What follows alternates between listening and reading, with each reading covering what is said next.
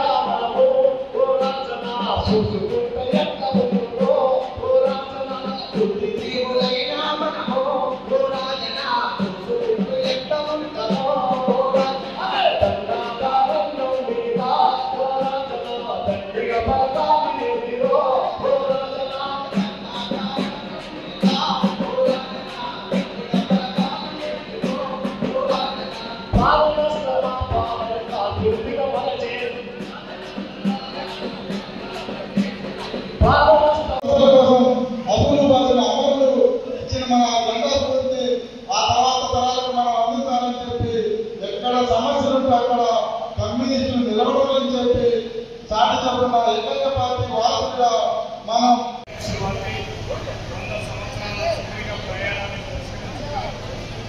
ఈ దేశంలో నిర్వహించిన రీతిలోనే అనేక త్యాగాలకు నిలబడిన జనజెండా పార్టీ ఇవాళ 100 సంవత్సరాల ముగింపు సభ డిసెంబర్ 26న ఖమ్మంలో జరగబోతున్న సందర్భంగా ఇవాళ దేశంలో పీడిత ప్రజలకు అణగారిన వర్గాల పక్షంగా నిలబడి ఒక సుదీర్ఘ ప్రయాణాన్ని సాగిస్తున్నారు. ముఖ్యంగా సామ్రాజ్యవాదానికి వ్యతిరేకంగా, అదేవిధంగా ఈ దేశంలో భూస్వామ్య వ్యవస్థకు వ్యతిరేకంగా, సామాజిక న్యాయం కోసం, రైతుల కోసం, వ్యవసాయ కార్మిక యువజన విద్యార్థుల సమస్యల మీద అలుపెరగని పోరాటాలు, సమరశీల పోరాటాలకు నాంది పలికిన భారత కమ్యూనిస్ట్ పార్టీ మరి ఈ భారతదేశ కమ్యూనిస్ట్ ఉద్యమానికి విశేషంగా ఖమ్మంలో జరగబోతున్న బహిరంగ సభ. ఈ దేశంలో ఇవాళ అనేక పాలక పార్టీలు ఇలా బీజేపీ కానీ మరి ముఖ్యంగా మరి ఈ దేశంలో అనేక అభివృద్ధి జరిగిందని ఘంటాపరంగా చెప్తాం. కానీ ఇలా వాస్తవంగా ఈ దేశంలో ఇప్పటికీ ప్రజల మౌలిక సమస్య మరి పేదరికం కానీ, నిరుద్యోగం కానీ, అవినీతి కానీ సమస్యలు పరిష్కారం కాలేదు. కనీసం ఈ దేశం ప్రధానమంత్రి, ఈ దేశ రైతాంగం అంతా ఇలా సంక్షోభంలో కూరుకుపోయిన వ్యవసాయ రంగాన్ని సంక్షోభంలో నెట్టి మరి ముఖ్యంగా ఈ దేశ సహజ వనరులు మొత్తం కూడా ఆదాని అంబానీ లాంటి వాళ్ళకు పౌరజాతి సమస్యలకు దారదత్తం చేస్తాం.